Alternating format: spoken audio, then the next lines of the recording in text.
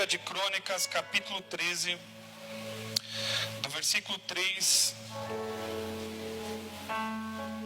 depois o 6 até o 14.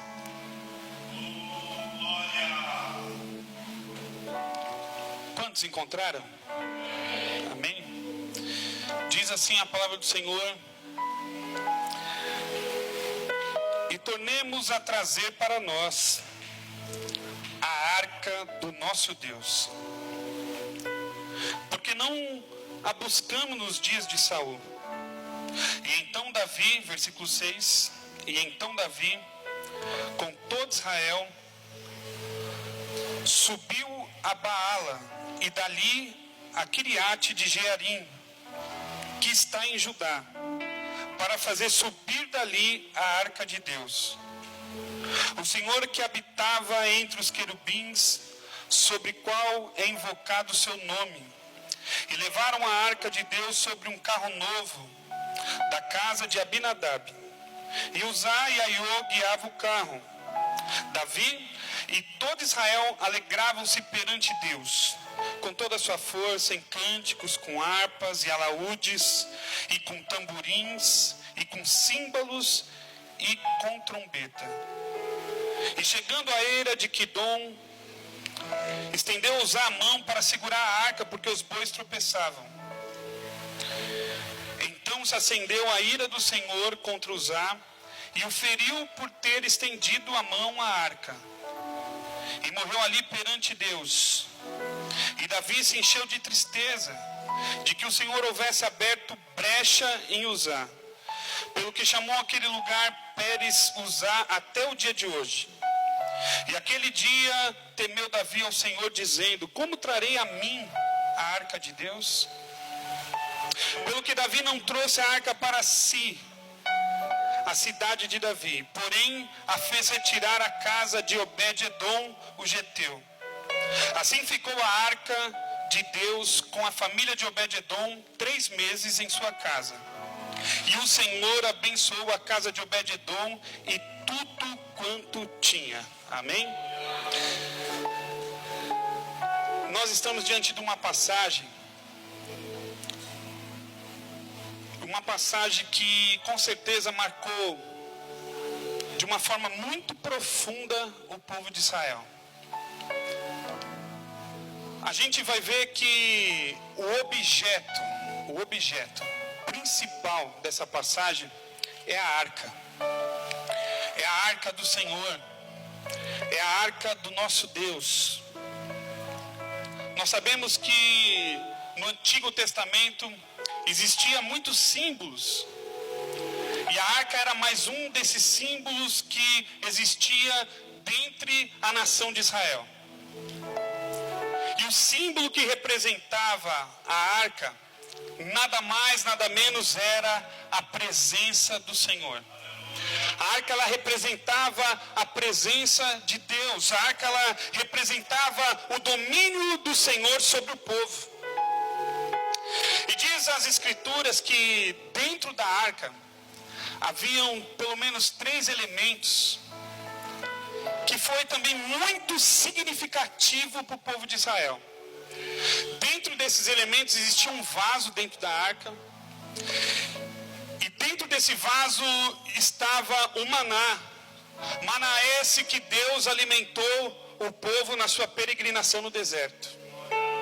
Dentro da arca também existia a vara de Arão, uma vara seca que Deus fez florescer. Dentro da arca do Senhor existiam 2 tábuas. Eram as leis de Deus, entregues a Moisés, escritas pelo próprio dedo de Deus. E a arca foi um desejo de Deus. A arca foi uma ordenança de Deus a Moisés, dada a ele no Monte Sinai. E fez Moisés tudo quanto pediu ao Senhor. Só que nós vemos que a arca, ela começou a ser confundida pelo povo. O povo começou a se acostumar com a presença da arca no meio deles. Os homens partiam para as guerras e levavam consigo a arca do Senhor, e Deus dava vitória para o povo em todas as guerras. A arca era um objeto que tinha que ficar num lugar especial. Diz as escrituras que a arca ela tinha que ficar no lugar santíssimo. Na arca existia uma tampa chamada propiciatório, cujo o sacrifício, o sangue, era derramado sobre aquela tampa. Tamanho significado tinha a arca para aquele povo. E o povo começou a andar com a arca. E começou a ver que quando eles estavam com a arca, eles prosperavam, porque a presença de Deus estava com eles. Mas eles começaram a usar a arca como um símbolo de idolatria. E o nosso Deus, Ele não divide a glória dEle com ninguém. O nosso Deus não divide a glória dEle com nada.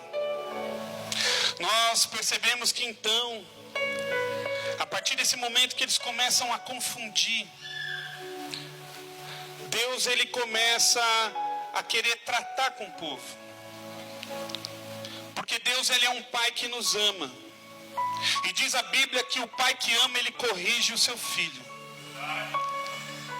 Deus não viria o seu povo sendo destruído sem antes dar oportunidade para eles se arrependerem.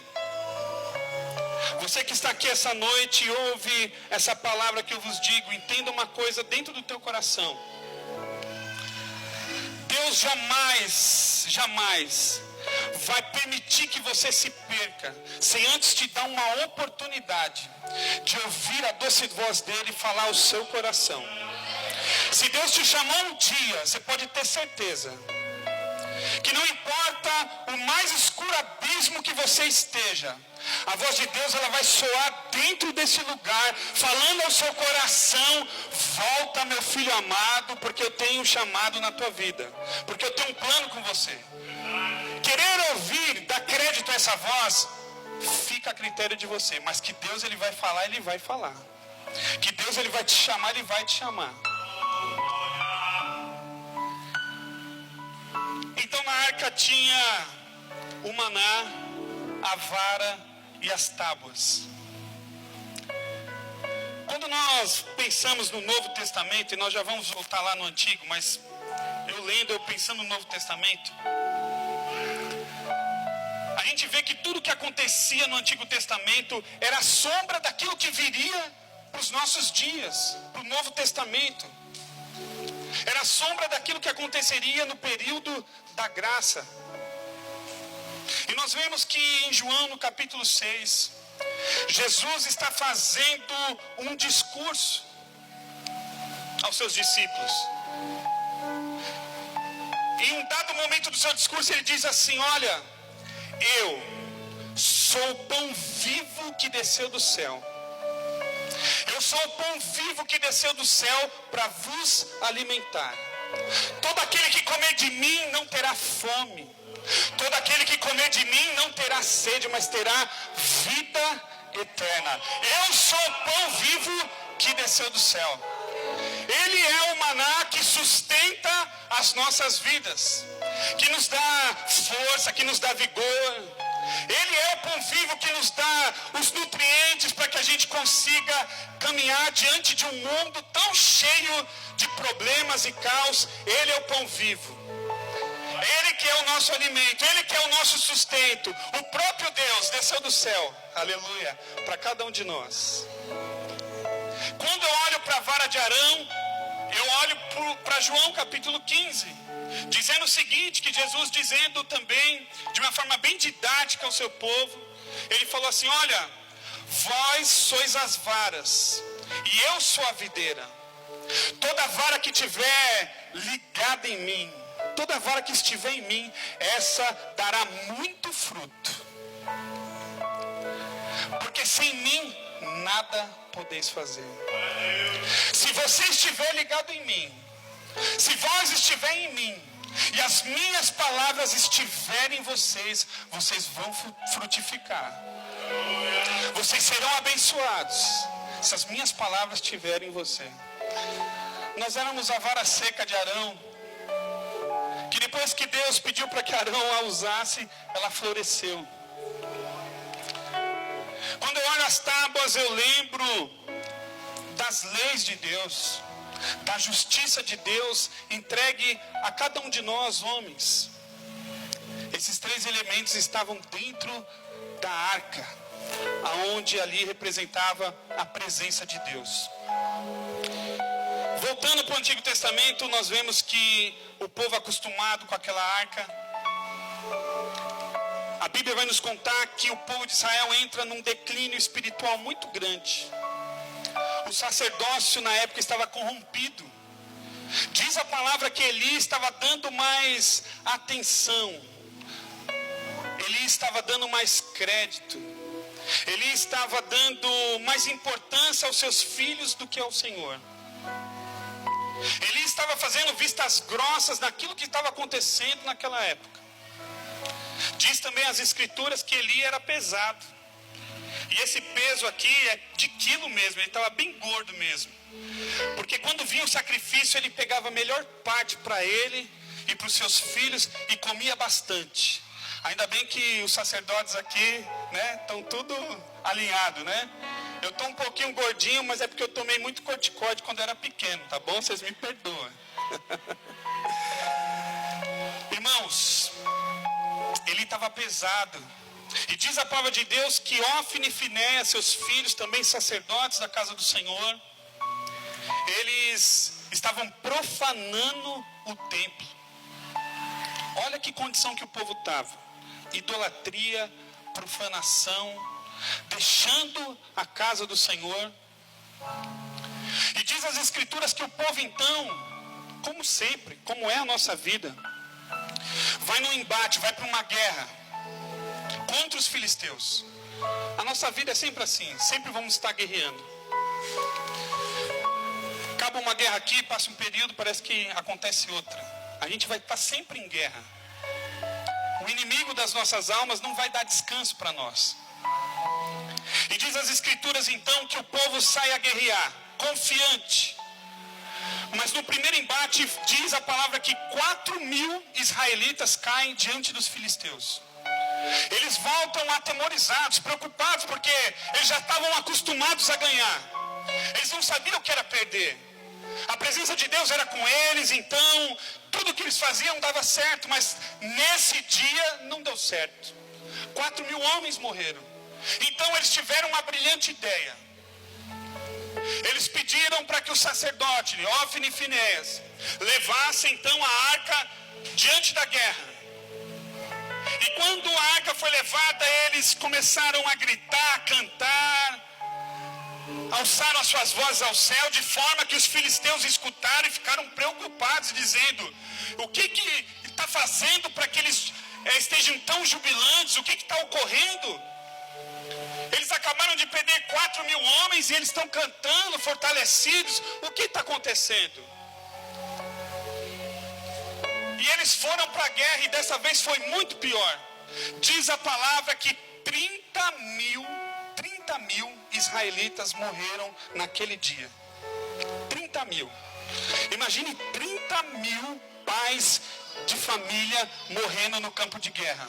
Imagine o choro, o pranto, o desespero, a angústia que estava naquele lugar. 30.000 homens. E fora isso, sabe o que aconteceu? Eu não disse para vocês que eles levaram a arca? Os filisteus tomaram a arca e levaram embora como um troféu. Diz a palavra que sobrou um. Sempre sobra um. Lembra de Jó? Voltava um homem para contar a notícia. Sobrou um. E esse um voltou e encontrou Eli no templo. E disse: Eli, você não sabe o que aconteceu. O exército de Israel caiu por terra. Os seus filhos morreram. E a arca da aliança, a arca do Senhor, ela foi levada embora. Diz a palavra que Eli, não sei se foi um ataque cardíaco, mas fala que deu um mal súbito nele, ele caiu para trás e quebrou o pescoço e também morreu na hora. Conta-se a história que a mulher de Finéias estava grávida, vendo seu sogro morrendo, sabendo que seu esposo morreu na guerra, e tamanha calamidade no meio do povo. Diz que essa mulher sentiu uma forte dor e foi obrigada naquele momento a entrar em trabalho de parto. E antes que ela morresse, porque a dor era tão grande, ela deu um nome para o seu filho. E chamou-se o seu filho de Icabó, que significa foi-se a glória de Deus. E aquela mulher morreu. É nesse estágio que nós vemos o povo mergulhado em tristeza, em profundo desespero. A Bíblia fala então que os filisteus levam a arca, levam o seu troféu, e eles resolvem colocar o seu troféu. Eu estou andando para a gente ganhar tempo. Eles levam o seu troféu para dentro do templo do Deus deles, Dagon, que era pai de Baal, era o suprassumo dos deuses. Eles levam para dentro do templo de Dagon, coloca aquela arca diante de Dagon como se fosse um prêmio, uma oferta, um manjar para Dagon, dizendo: ó, tá aqui, ó, a nossa vitória, nós tributamos a você, Dagon, está aqui a arca. Mas diz que naquela madrugada, a estátua de Dagon caiu com o rosto em terra diante da arca. Aqueles homens estranharam aquela situação e acharam que foi um acaso e novamente levantaram a estátua de Dagon. Mas diz a palavra que no segundo dia da madrugada, foi encontrado novamente a estátua caída por terra. Só que dessa vez, para que não restasse dúvida, cabeça decapitada da estátua, punhos também cortados e colocado no centro do templo de Dagon. Aqueles homens começaram a ficar apavorados, dizendo: a ira do Senhor está vindo contra nós. Nunca se ouviu uma história dessa, de uma estátua cair e cabeça se cortar e punhos se quebrarem. Diz as escrituras que o povo filisteu era composto por 5 cidades. Então eles tiraram a estátua de uma cidade, eles tiraram a arca de uma cidade e mandaram para outra. Era composta da cidade de Ecrom, de Gate, outras cidades, e eles mandaram. E diz que o povo que recepcionou aquela arca foi acometido de uma tão grande úlcera, o povo, hemorroidas espalhadas pelo corpo, gravíssimas. Aquele povo foi acometido de úlceras do alto da cabeça, a planta dos pés, nas partes íntimas. E o povo começou a ficar preocupado, mas ainda estavam achando que poderia ser um acaso. Então mandaram a arca para outra cidade do povo filisteu, e a mesma coisa aconteceu. Aconteceu uma praga de ratos, úlceras pelo corpo. Então o povo colocou na mente que eles não poderiam ficar com aquilo. Eles não deveriam ficar com aquela arca. Aquela arca não tinha nada a ver com o povo deles. E eles mandam a arca de volta. E como transportar essa arca? Um medo muito grande. Eles colocam então um carro com bois, colocam a arca e soltam a arca. E diz a palavra que os bois foram direcionados para o lugar certo. A arca volta ao povo de Israel. Só que ela volta para a casa de Abinadab, porque o templo estava destruído. Não tinha lugar para colocar a arca. Ela fica na casa de Abinadab. Nós vamos avançando a história. Nós vamos ver que Saul vira rei de Israel. Depois de Saul, a gente que sabe a história, passa a ser Davi o rei. E quando Davi começa a reinar, no seu 7º ano, ele teve uma brilhante ideia. Ele falou: está na hora de trazer a arca para Jerusalém. Está na hora de a gente restabelecer as coisas. Deus tem nos dado vitória, Deus tem sido conosco, a arca representa a presença do Senhor. Está na hora de a gente trazer essa arca de volta. E Davi então, empolgado com aquilo, prepara também um carro, prepara bois e vai buscar a arca. E quando eles estão fazendo o trajeto de volta para Jerusalém, diz a palavra que os bois tropeçam. E Uzá, filho de Abinadab, tenta pegar a arca para que ela não caísse. E diz a palavra que naquele momento que ele pôs a mão na arca, uma rotura, um buraco se criou no corpo dele. Imagine, não sei, uma bala de canhão passando dentro de um corpo de alguém. Ele ficou com uma rotura, um buraco. E Davi, que estava alegre com aquela iniciativa, na hora desfigurou o seu semblante. Mas por que Deus fez isso? Ele foi tentar impedir que a arca se caísse, que a arca não viesse cair. Mas diz as escrituras que quem tinha que carregar a arca era o sacerdote. Tinha forma de carregar a arca, tinha que se colocar varas, tinha todo um preparativo. Mais uma vez nós vemos o povo acostumado com a arca. A arca ficou 20 anos na casa de Abinadab. Talvez Uzá olhava aquela arca ali e falava: isso aqui está pegando pó, está no meio da sala, está atrapalhando a gente. E ele estava tão acostumado que ele achou que ele poderia pôr a mão naquele negócio. Mas diz que ele caiu no mesmo momento. A presença de Deus, a arca que representa a presença de Deus, ela não foi feita para ser colocada sobre os animais. Ela foi feita para ser colocada sobre os ombros dos sacerdotes, sobre os homens. A Bíblia diz que então Davi olha aquela situação, se entristece. E aí eu acho que ele olhou e falou assim: eu não vou levar isso embora não, misericórdia. Olha para o lado, olha para o outro, fala: Igor, você quer levar a arca? Deus que me livre, olha o que aconteceu com Uzá. E um olha para o outro e ninguém quer levar a arca. E diz a palavra que Davi determina que a arca vá para a casa de Obed-edom. Não foi Obed-edom que quis levar a arca para a casa dele. Foi Davi que mandou levar a arca para a casa de Obed-edom. E dessa vez levar da forma correta. Mas conta-se a palavra que quando a arca entrou na casa de Obed-edom, ela permaneceu por lá por 3 meses. E dentro desses 3 meses, Deus abençoou a família de Obed-edom e tudo que havia na sua casa. Durante esses 3 meses, a vaca começou a dar muito leite. Durante esses 3 meses, os seus animais se multiplicaram. Diz a história que durante esses 3 meses, a mulher que era estéril de Obed-edom ficou gestante. Durante esses 3 meses, a plantação floriu, as árvores deram seus frutos. Durante 3 meses, diz que ele foi tremendamente abençoado por Deus. Tão abençoado que a notícia correu, a notícia se espalhou. E quando a notícia se espalhou, Davi colocou no seu coração de buscar a arca. Ele viu que Deus não estava irado, mas o que tinha acontecido foi tão somente uma negligência a respeito da presença de Deus. Davi pede para que se busque a arca.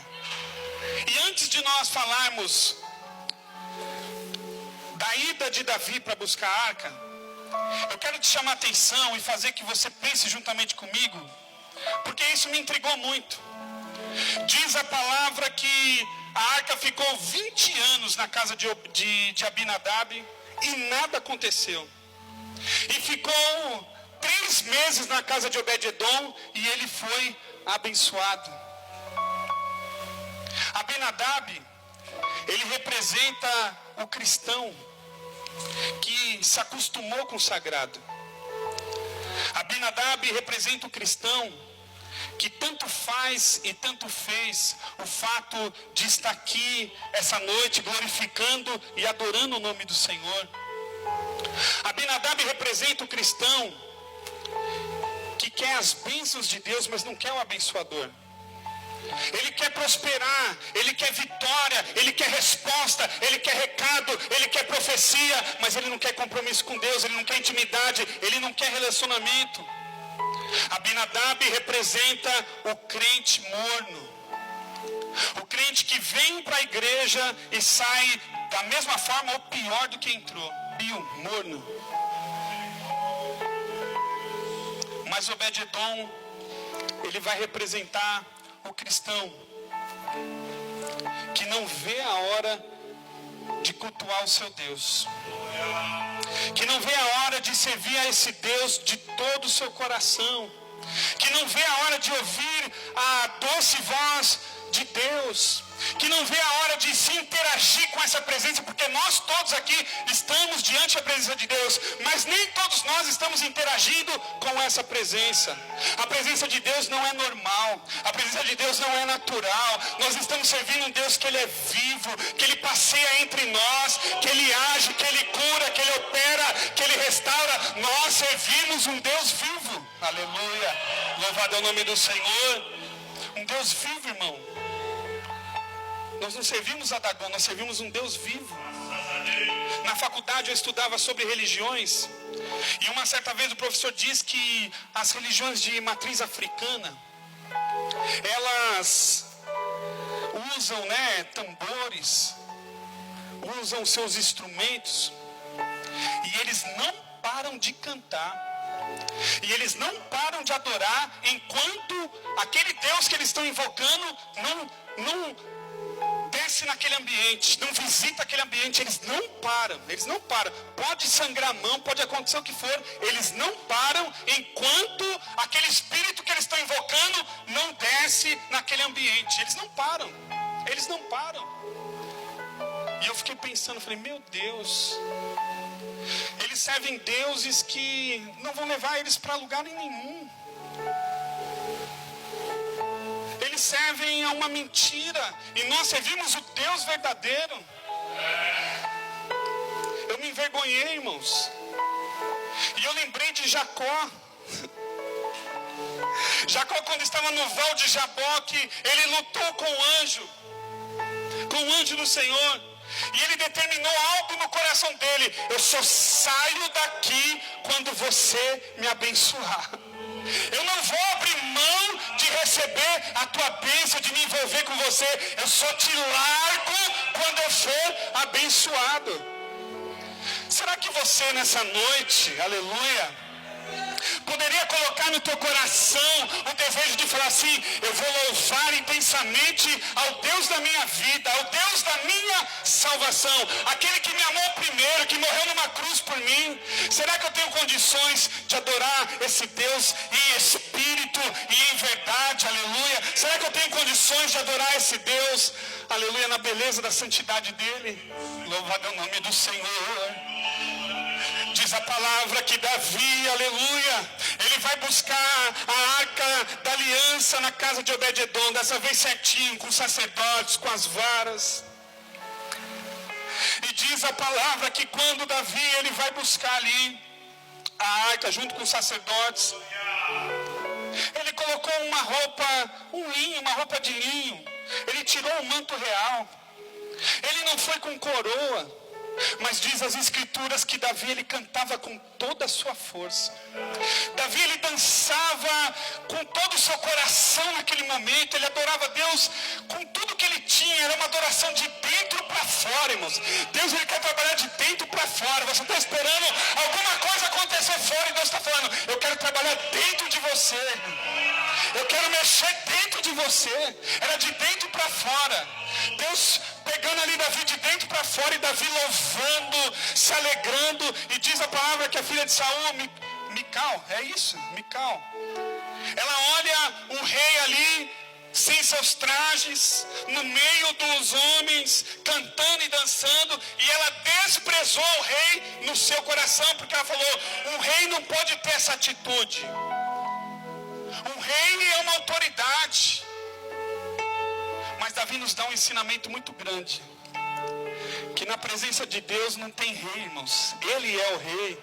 Na presença de Deus não tem pastor, não tem diácono, não tem presbítero, não tem evangelista, não tem delegado. Na presença de Deus tem homens e mulheres dependentes de Deus.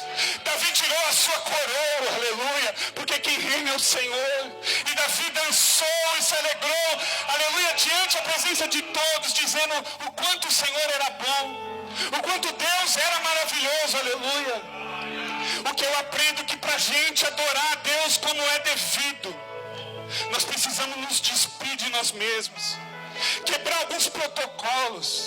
Tem gente que vem para a igreja para olhar quem está falando, se falou certo, se falou errado, se cantou bonito, se cantou feio. Pessoas que são verdadeiramente críticas. Deixam de adorar para ficar criticando, medindo. Mas, irmãos, não perca a oportunidade de adorar o teu Deus aqui essa noite. Não perca a oportunidade de servir a Deus com todo o teu coração. Aleluia. Louvado é o nome do Senhor. E a presença do Senhor é um fogo que consome, irmãos. É um fogo como foi ali no altar que o profeta fez. É um fogo que lambe a água. Aleluia. É um fogo que consome aquilo que é colocado. E o que nós temos para ofertar a Deus? Esquece seu dinheiro, esquece seu título, esquece tudo. O que você tem para ofertar a Deus aqui essa noite? Porque o que faz a diferença na vida do ser humano é como ele se relaciona com essa presença. O que vai fazer diferença na minha vida é como eu interajo com essa presença. Eu posso passar 20 anos aqui dentro deste lugar, escutando os melhores pregadores, escutando os melhores louvores. Se eu não abrir o meu coração, eu não vou ser abençoado. A minha vida não vai mudar, a minha história não vai ter sentido. Mas bastou 3 meses. 3 meses. Aleluia, a presença de Deus na casa de Obed-edom, e diz que a vida dele, ela foi mudada, irmãos. A vida dele foi mudada.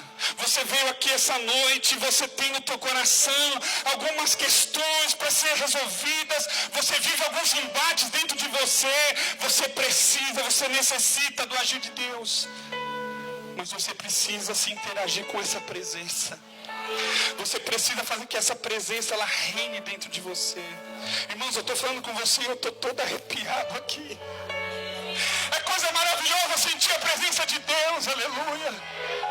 O profeta Isaías falou que quando ele viu a presença de Deus, ele se prostrou, ele não aguentou e falou: Senhor, ai de mim que eu sou um homem de lábios impuros e habito no meio de um povo de impuros lábios. Ai de mim que eu vou perecendo, Senhor. A nossa carne não aguenta, irmão, porque tamanha é a glória de Deus na vida do ser humano.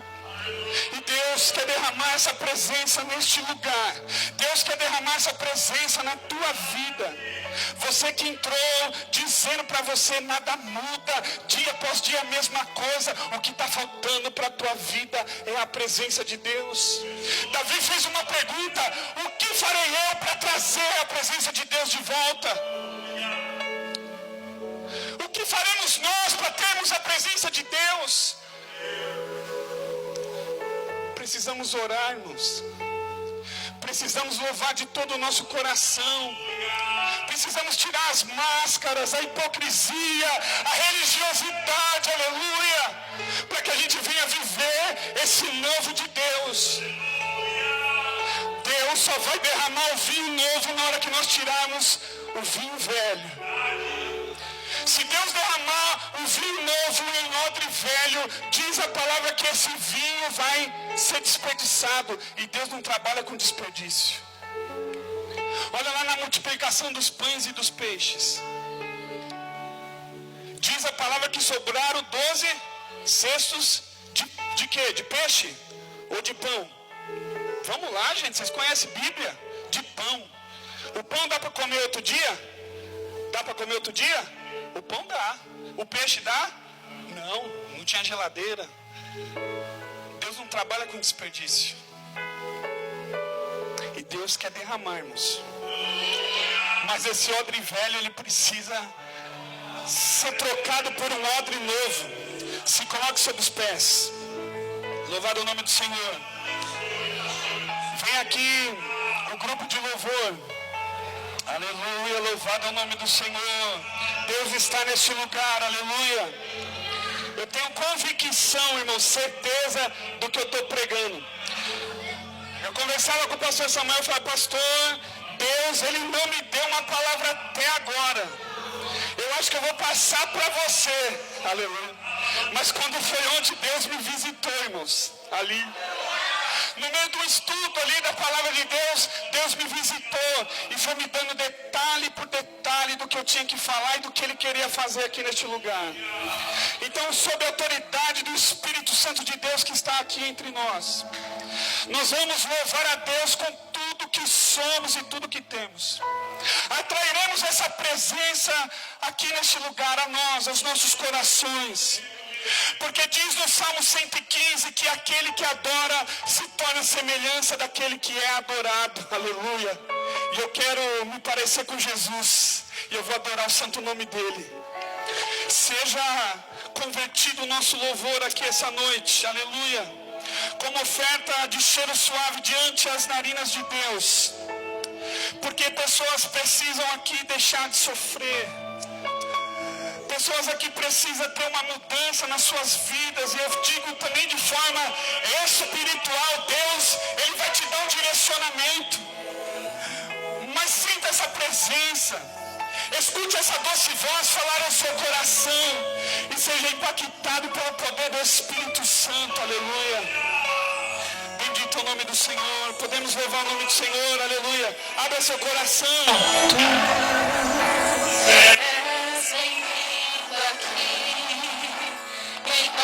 Nosso coração toma direção.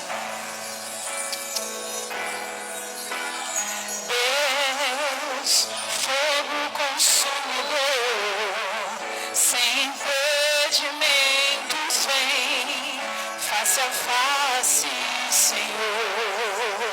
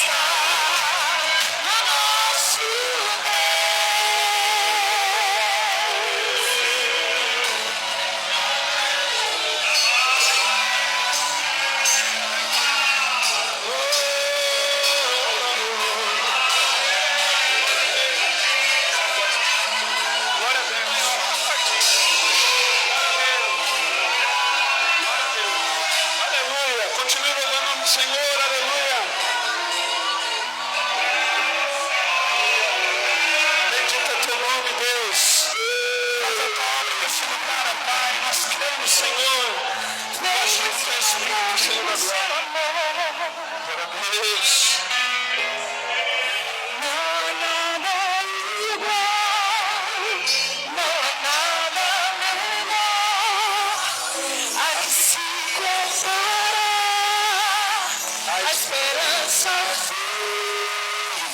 Esse tempo é sempre mesmo. Feche seus olhos, adora o Senhor.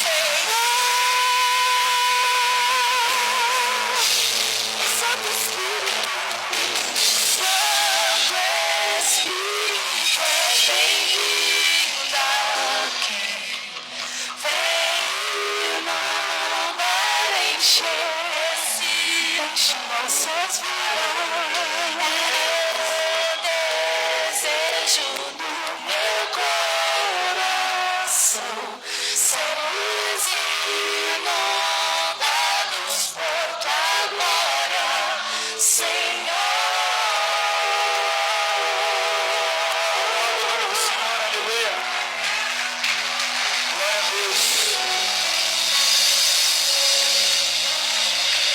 Deus. Aleluia. Deixa eu ser profeta na tua vida, aleluia. Deixa eu profetizar na tua vida. A arca hoje somos nós. Nós somos os receptores da presença de Deus. Eu quero profetizar na tua vida que aonde você entrar, o que você propor a fazer, será abençoado, porque a presença do Senhor é sobre você.